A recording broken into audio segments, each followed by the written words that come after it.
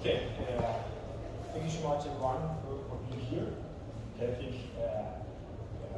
when I was called for have an opportunity to make this presentation about how to supply safety-related equipment to the nickel power plants, I thought this is a very good opportunity to try to explain to you this type of event where so many suppliers are actually involved, for so many programs.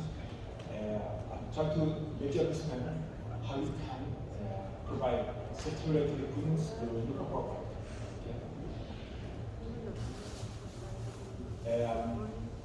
I would like also to thank myself and also to Kai for inviting me to this congress. And let's go with the presentation. I will make an introduction, then we will talk about how to qualify our quality system for supply safety-related equipment, and also about the option of the education process. I will explain all of it. This introduction, I wanted to start about what's the situation, the nuclear situation, but first in Korea. As you already know, here in South Korea, you have 25 reactors, you have 3 reactors under construction, and you have 2 reactors in central situation. South Korea is among the world's most prominent nuclear energy countries and use modern technology. So we are in a very good position, and you also are ready now to supply your equipment to worldwide. Nuclear energy has been a strategic policy here in Korea, but in 2017 it was kind of stopped because the president elected. So there were a policy to phase out this nuclear energy, but this year, in 2022, in March, there were a new president, and they have changed their mind, and now the policy is continuing again against going through nuclear power. When we see it, we have 3 nuclear power plants under construction here in Korea, but we have 2 more nuclear power plants that will be start, and there are 3 more proposed. So this is a very good position that you have right now. But what's happening in the world? What's happening in the world is that nuclear for capacity worldwide is increasing, and there's about 55 reactors under construction. So there's a very good market. Most of these reactors are planned to be in a Asian region, okay? But there's also so many nuclear plants that are to be upgraded, but also we are talking about planned life extension programs that this can mean that the capacity will be maintained over time. What we see in this map, there are so many countries that has already nuclear power plants in operation, but also under construction.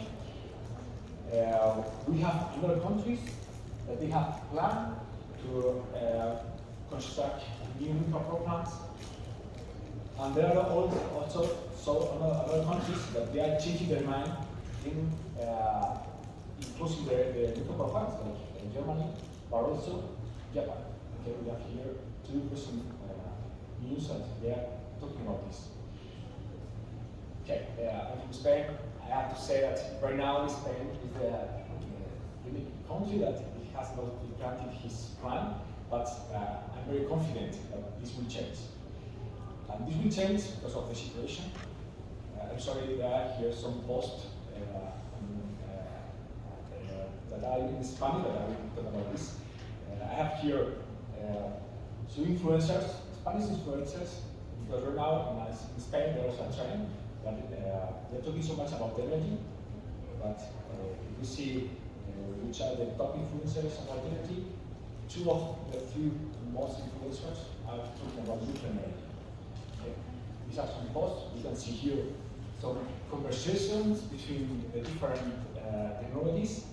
We see that hydraulics say, okay, I'm doing what I can do, and I can do more. Okay. Nuclear energy say, okay, renewables, come with me. I will support you to maintain, to produce energy without carbon. And eolic and solar, they think that they can be alone, but they can work when they can. Solar energy is working with the sun, and the wind energy is working with wind. So they are working time to time. Meantime, they have fossil energy, fossil power plants that they say, come on, only can we power. I will go back to you and producing it when you cannot. So everything is going well. Okay.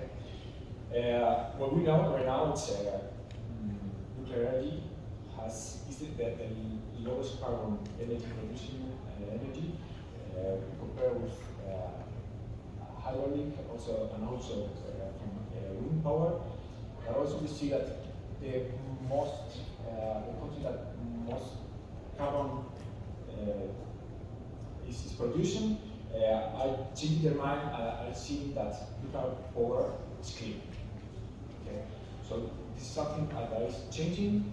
So what we find in the world, this is said at Fortune Business Insights, is that the global market is predicted to grow in coming years as various nations are switching to cleaner energies to generate power.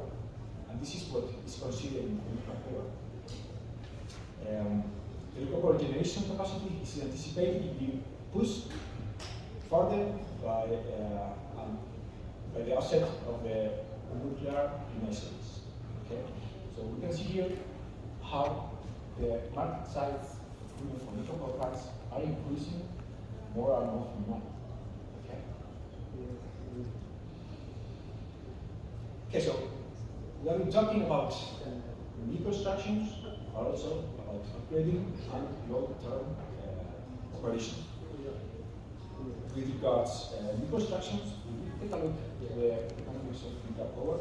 We see that nuclear power cost is very competitive with other forms of electricity generation. The fuel costs for nuclear power plants are minor proportion in total generating cost. System costs of the nuclear power are very much lower than intermittent renewables. We assess the economic of nuclear power. We are considering decommissioning and the waste disposal cost. So all the upstream of the nuclear power are already being considered. And additionally, we see how the cost, the economics of the nuclear power is. We see that the equipment is about 60% of the total cost of a nuclear power plant. So here we're talking with producer, with manufacturers, and they're helping know that this is a big opportunity for you.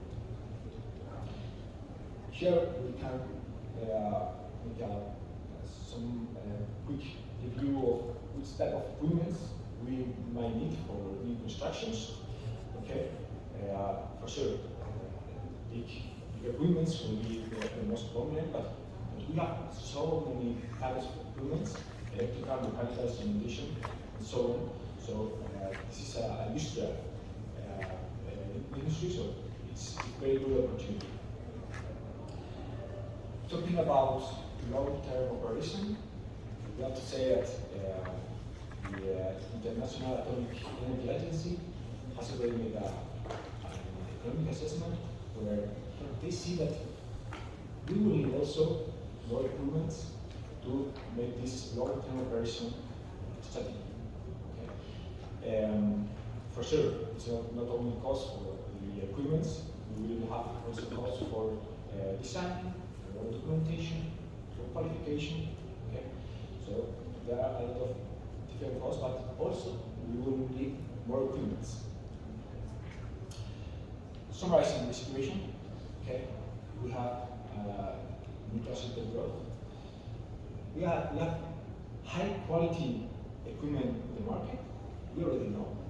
We already know that you are very good manufacturers, but we have lack of quality assurance programs. We have a lack of experience in the nuclear sector. But also we have to be a man about this equipment obsolescence. Okay. When a new nuclear plant starts, from the first day they start until they start the production, it passes so many years, and maybe the equipment are already obsolete. Okay, so this is something that we have to take in our mind. So, if we want to supply safety-related equipment, we need to talk about neutral qualification and about commercial verification options. Okay, these are two alternatives. So, if there is defined as safety-related function, the equipment will be a basic component. It means it's important for safety. So, we have to manufacture under a quality assurance system for nuclear programs. Let's talk about nuclear qualification. A quality assurance system defines the company engagement and the strategy with regards to quality, both internally and for the clients. It is mandatory for supplying safety-related products and services for the nuclear sector. Also, it is a reference for performing activities efficiency and focus on safety culture. This is something specific for the nuclear sector. It's very important to ensure the fulfillment of the requirements for the client, but also it is needed to be implemented and also maintained. But we have so many references. We can talk about NCP 50, NSP, this is for American technology. We can talk about ASME in Q1. We also have Kepler standard. We have ETA from Germany. We have UNE 73401 for Spain. We have Canada. We have also France RCC. We have also Russian DOS standard. So we have so many standards talking about nuclear quality assurance system. So as a manufacturer, to say, okay, what I have to do to be competitive in this world where there are so many different standards. Most of them, they have the same content. This is the good notice, okay? Good news. We have 18 points that where the standard is talking about. And let's make a quick review about some of them. Okay, about the organization. They say that the visibility to organization which are required is required. Senior management shall establish some verified requirements for the quality assurance forum. Responsibility and authority in case of problem has to be defined. Can we see improvement with non-conformities often, and it has to define interfaces, controls for control. Okay. With regards to quality assurance program, this needs to have a description, but also that is very important to define the scope. I would like to make a stop here because with regards to scope, you as a manufacturer, you can have different lines of manufacturing process, and maybe not all of them you want to use in the market. So you can adapt your system only for that scope that is more important for you in the nuclear sector. Okay, so the scope is very important. It is necessary indoctrination and training, and the system has to define a system for detection of quality problems. Now we talk about our procurement. We talk about procurement documents and control for purchasing items. with regard to current documents control, we have got to take in mind the procurement process shall be documented. The quality assurance shall be extended to suppliers. Okay, this is very important. The purchase order shall be reviewed for approval in the period of procurement, and also changes shall be controlled in the same way. We have already defined how we are going to purchase and now how we control this purchase item or services. Supplies shall be audited. Present inspection shall be performed. No performance shall be controlled. Records shall be maintained. And important, we define some alternatives. We define the alternatives for utilization of commercial grade items. And then we will talk about this. Point number 15, we talk about control of non-conforming items. These non-conforming items might be supplied, structural process to show how to define. You have to define the documentation for lifetime, but also we have some additional requirements like NCPA 31 that applies then after supply. This means if you recognize some failure in your equipment, despite you have already supplied equipment, you have to report this to the client. Okay? To make this to the client. With regards the quality assurance records, it's important to know that the owner shall keep lifetime records. There are some non-permanent records by the manufacturer that have to be defined and controlled. Storage facilities being defined. Be careful with the requirements for this storage of the documentation. Records shall be legible and protected. This has to be defined at retention time, and sometimes electronic records are difficult to compare. So, as you see, we have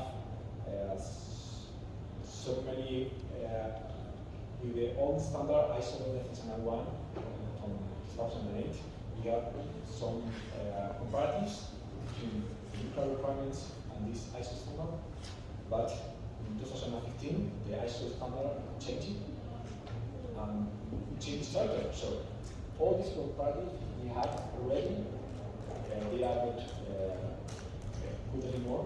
So we have to make again this exercise.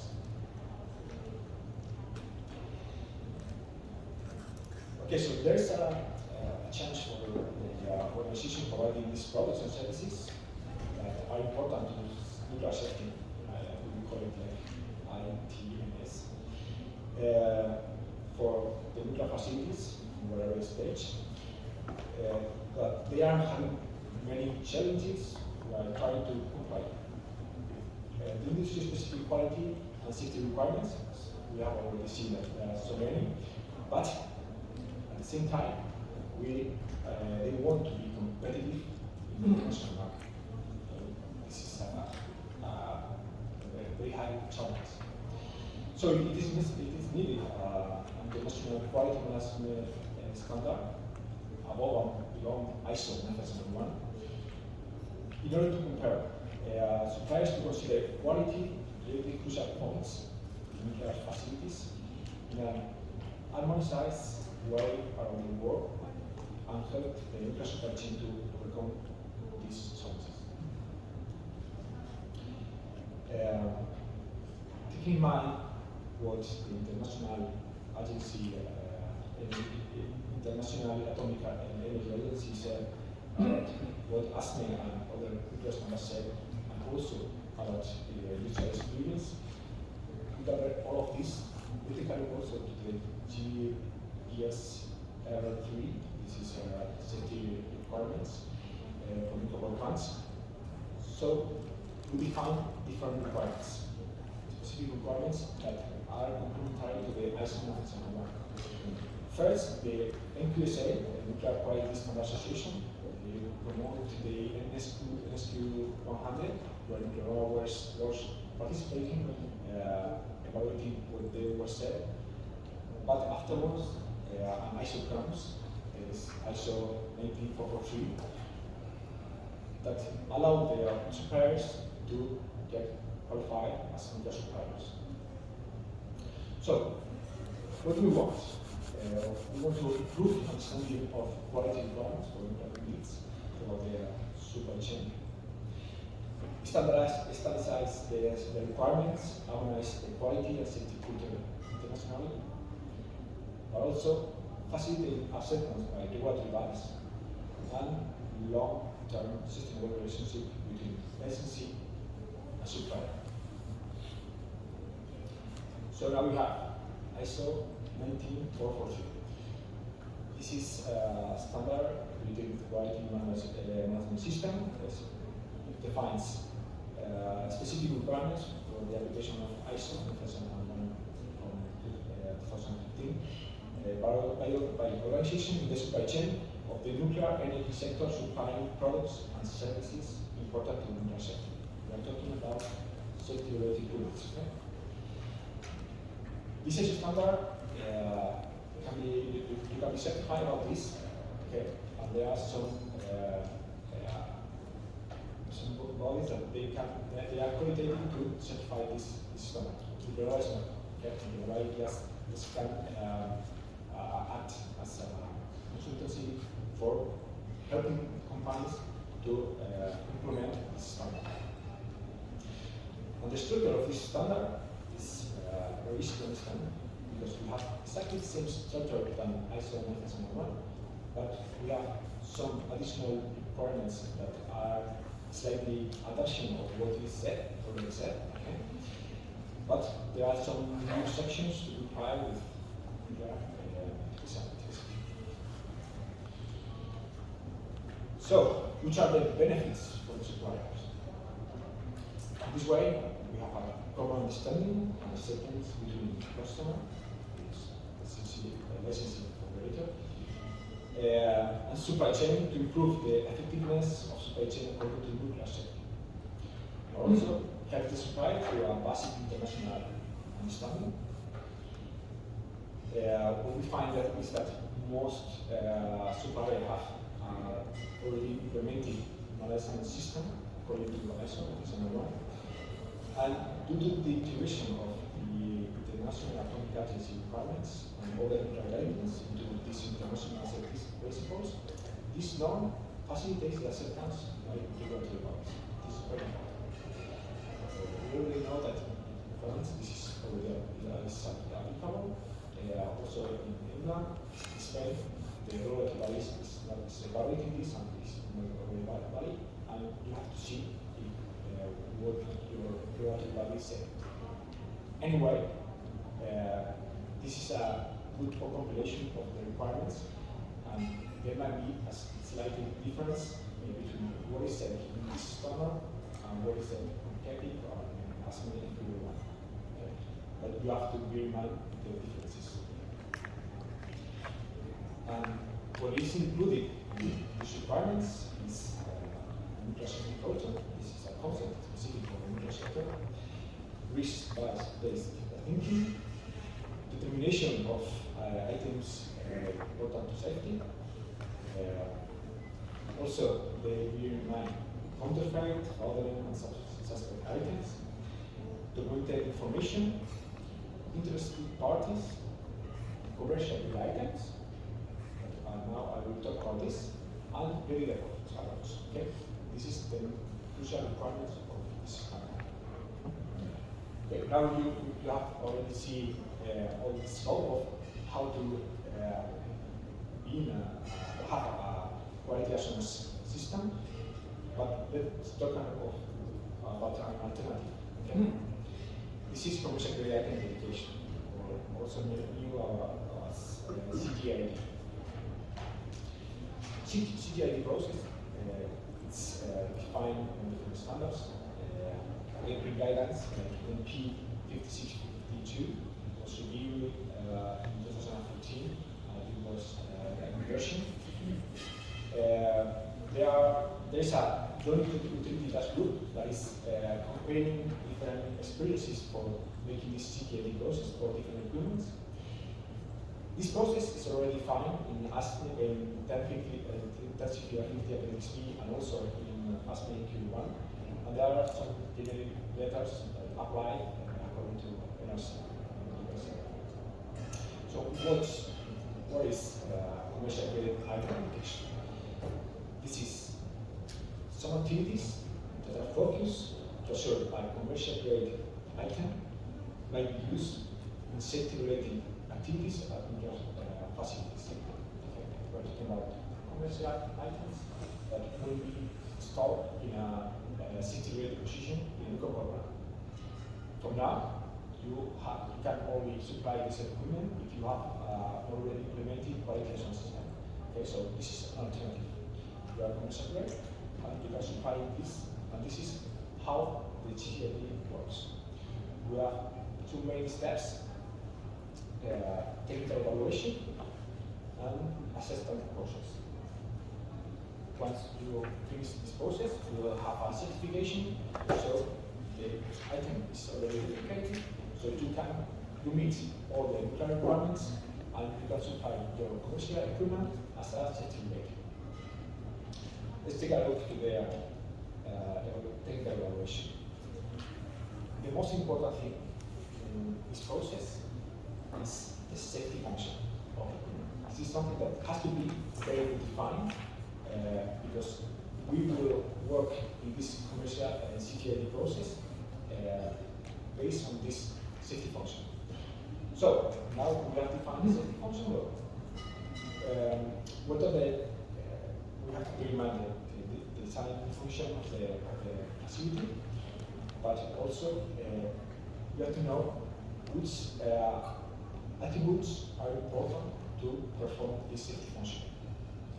For knowing this, there's a tool that is the FMIE. Okay, we ask about which postulative, credible values, mechanism for the item. Okay, we want to know in which ways this equipment might not perform this safety function. Okay. In this exercise, we will define some attributes, some characteristics that we have to control. So finally, what we have is a list of identifiable and measurable attributes that enable the item to perform its safety function. We end up with safety function. Okay, this is most important. So in this first part, this is an engineering part. It's also considered as a design part. We have to understand how the component works and which attributes are the most important to guarantee this safety function. For this, information is very important, so that's why the communication with the manufacturer is very important, but also with other experienced companies or institutes or laboratories that they well know these components for guarantee that we are correctly defining these characteristics. Okay, so for this process, it's also needed the manufacturer and other entities. Once we have defined which characteristics we have to verify to guarantee the performance of this safety function, we have to verify that. And this is the acceptance process. This is the second part. So we have these two verify these characteristics, and we have 4 methods. Okay. First one is related with special tests and inspection. This means the supplier, manufacturer, send to us the equipment, and we perform by ourselves some tests. Okay, and we verify these characteristics. Second method is a commercial survey of the supplier. This means go to the supplier, review his quality control system, and check how they control the critical characteristics. Because as we already mentioned, we know that the manufacturers are good, they have very good quality products, so they might control them. So we have to check if with the controls of the manufacturer it is enough, or we have to define additional controls. everything is documented, and finally, what is said is okay. Your manufacturer will perform this verification. You will control all of them, and you will give me a report with the results of the verification of these characteristics. Okay. So after the supply, I will review this. Another option is method 3, that is source verification. This means once the production of the equipment is finalized and before the shipment, there are maybe some final tests. So if these final tests are enough for document all the critical characteristics, we can also verify this CKD, make this CKD by make this source verification. So before the shipment, we go to the manufacturing facilities and check that the manufacturer is controlling the critical characteristics of the equipment. The final method, the last method, is method number 4, that is acceptable supplier or item performance reports. This is not well accepted, and this might not be used alone. So what we can do is combine the different methods. And in this CKD process, we have to decide which method or which combination of these methods we will use. It depends on the selected critical characteristics, also the available supply information. If not, maybe we have to go to the supplier to define, because it is very important to define the critical, the acceptable criteria, because we have defined the critical characteristics, but okay, I can verify it. What's the right result I have to get to confirm that these characteristics is proper? So we need to define acceptance criteria, quality history, and also degree of standardization. This means we are buying a standard equipment, maybe they have already established these critical characteristics. Okay, this is a summary of the second process. This part we see prior to or during manufacturing as supplier or supplier. We can check the state of raw material. This would be method 1. This is if there's a manufacturing process. It's not a standard manufacturing process. It's a customized process. We can define control points like verifying raw materials, and we will ask the manufacturer to send us some samples to verify that the material is correct. So we are in this stage for method 1. Okay. Also, we have source survey or source verification. We have already talked about this. This would mean I go to the manufacturer and check his manufacturing process. And I confirm that they control the critical characteristics. But I have not been reviewed my equipment. Okay, I guess we can audit, so a survey, a technical survey, and I check that they do correctly. And with method 3, the main difference between this and this is that in method 3 we are watching, we are verifying, and we are supervising the performance of the manufacturer for our product. Okay. Once the manufacturer is finalizing the production and during the final test, it's verification with the manufacturer, and we confirm the critical characteristics. And this is prior or during manufacturing. During after receiving, okay, we have inspection of the item and perform test. We have also some review of supply documentation, which is very important because we have to be talking about commercial items, but there will be asked the manufacturer for some documentation, some evidences for performing the CKD process. For instance, we have to guarantee some homogeneity in the manufacturing process.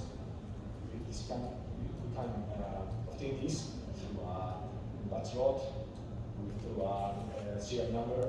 Okay, we need to guarantee that the process, the manufacturing process, has been performed in the same way for all the materials they have been supplied to us.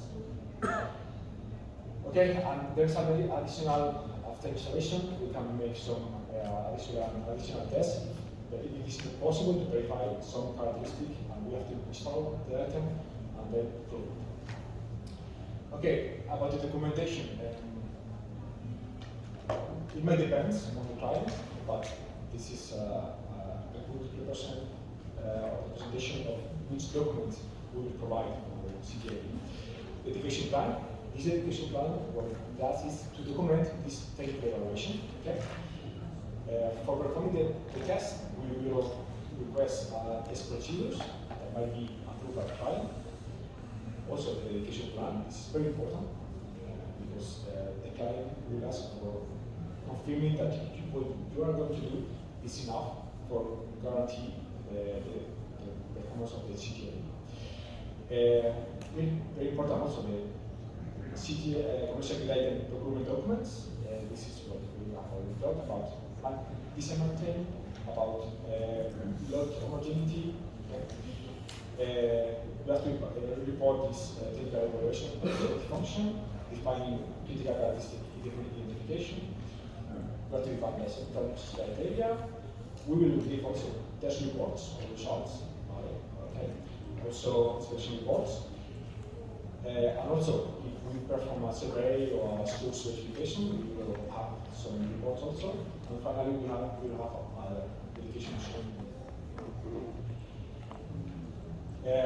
Let's talk about qualification. Here I talk about system qualification, but this we can talk about generally for qualification.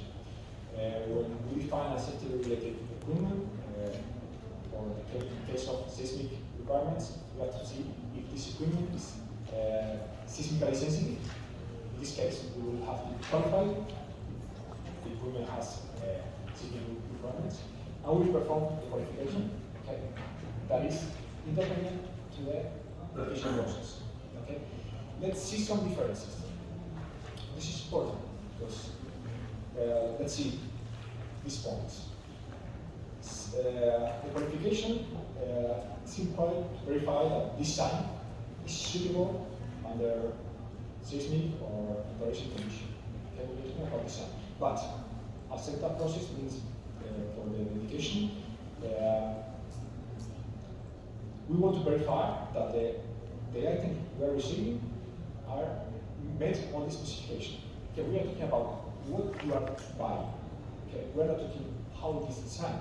We are talking, are you fulfilling all the requirements that you are requesting in your purchase order? For the qualification, we used to talk about prototype. Okay, this prototype might be destructive. Okay, but what we do in dedication, it's this tests are performed on the procured items. Okay, after they are received by utility or third party, and in most cases these are non-destructive tests. Okay, we have also destructive tests, but we have for these different sampling plans. The tests are defined for design limits in the qualification, but in the commercial dedication we have for normal alignment conditions. And with regard to the standard, we see that the qualification is based on 10.3, this is design, and 2.7 for CTAD, this is procurement. Okay? This is different. So the parts of qualification is we have a technical evaluation, we will define a procedure, we will make the test, and we will report. Okay? So we report the qualification. So, summary. We want to supply equipment safety related, okay? So we can go through manufacturer evaluation, or we do repair standards, or qualification. This means commercial supply, use CTA. In this case, for evaluation, for manufacturer evaluation, you can go for a full scope or for nuclear projects only. This means that I already talked about the scope. Okay? If you can implement a full quality assurance system, or you can make a specific quality plan for a specific scope. Or you can perform the CTID, that we have different methods, and we finally have this safety-rated item after delegation. And with regards, when we perform these different alternatives, we can go through one. This means this is the take evaluation, and then once release the material, we perform the test. This is for each other. The same for method 3. Okay. After the evaluation, we just before the release of the material, we perform the acceptance process according to method 3. So verification. And then we have method 2, that is survey, technical survey. All we have is defining quality plan for a specific scope or quality system. As you see, the time spent is different. It's time. We also define some additional controls before signaling, but this is only once. Okay. So this is the impact cost. As you see, in these cases, it has high cost, but for the final client, for the manufacturer, they are supplying a commercial grade item, so there's no impact. But at the end, because on each order we are performing this process, we have much more impact. Otherwise, we will go this way. How would be this optimized sequencing?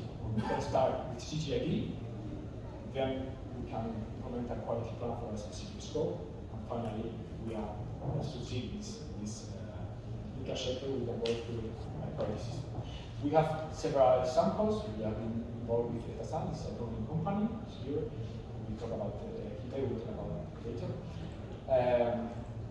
We have other Spanish companies, international companies, and we have been supplying different types of equipment as we are purchase agent for Spanish program and other South American programs. So we can buy these equipment, perform this security process, and finally supply this safety-related equipment. Okay. And this is everything. I expect you have understood a little better which alternative you have for supplying safety-related equipment. I'm here open to receive any question you may have. And also, you will have my business card on the table, and you can contact me anytime. Thank you so much.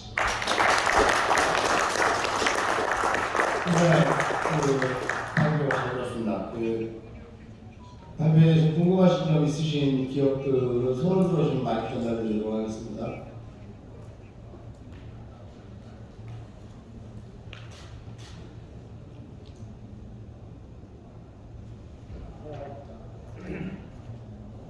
Can we have the slides? I mean, can we send? Yeah, can you be sharing the slides? Yeah, I think you have a summary in the brochure. But some of the slides in the beginning, especially regarding World Nuclear Market, we don't see them here. So Yeah, I can get them somehow. Thank you. You're welcome. 네, 다른 질문 있으신 기업들 있으시죠? 예, 네. Juan, thank you very much for the great presentation. I understand that you are an expert in qualifying goods to nuclear safety standards. My question is about qualifying people to work on nuclear power projects. So we have this contract signed, and we are going to have 400 people now working on our small contract, which is also a non-nuclear part of the power plant. How do you make sure that you actually train and raise awareness in the people who are working on a nuclear power plant project, that their behaviors are very important and their actions are very important in their daily doings. I would like to ask. I don't know if you are the expert on this, but not the goods, but the people. You know, how do you make sure? How do you raise awareness in the people? Thanks for the question. We are very focused on improvements, but also for services, it might be something like this. First question is that service safety related? If not, do we have some people working in a nuclear power plant, but this might be only according to the standard requirements of this facility, the nuclear facility, but this service is not safety related, there might not be a specific requirement. If so, people. This is very important mainly for services, but it is very complicated to have training. I already talked about this in some points of the standard. They talk about this because this is the most very important point, and mainly related with safety culture. This is the most important point, and this covers most of the parts of our service. Okay. The training program, it depends on the scope. We have already trained some people that is going to work in nuclear power plant, reviewing documentation, and define criteria for purchasing security equipment. And what we do is to explain to them how this works, which are the requirements for the nuclear standard, and how they can implement it daily. Okay. And then make controls, to have a good quality as well as equipment behind, and making guarantee that the equipment is fulfilling the requirements. But this is something that there are some training. We are providing this type of training for staff. I hope you understood. Yeah. Thank you. A question. Thank you for the presentation. First, I'd like to come back to some few words about the ISO 19443 standard.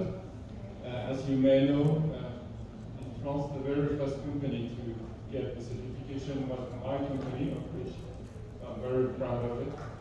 And so if someone in the room wants to have a testimony or an actual implementation of the company, nuclear company such as mine, how we implemented the standard, please just ask. And after the meeting, we can talk about it. Wow. Please, thank you. You're welcome. Also, yes, I have a colleague here from Technod. He's one of the entities that they are accredited for this accreditation, this certification from ISO. So you can ask also Ali.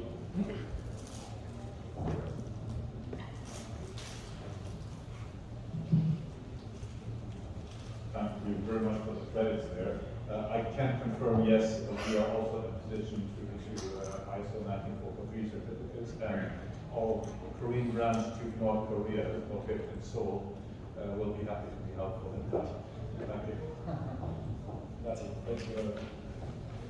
네, 더 질문 있으십니까? 질문 없으시면 뭐 1시간 반 정도 끝났는데요. 한 10분 정도 휴식 시간 갖고 다시 시작하도록 하겠습니다. 10분간 정리하겠습니다.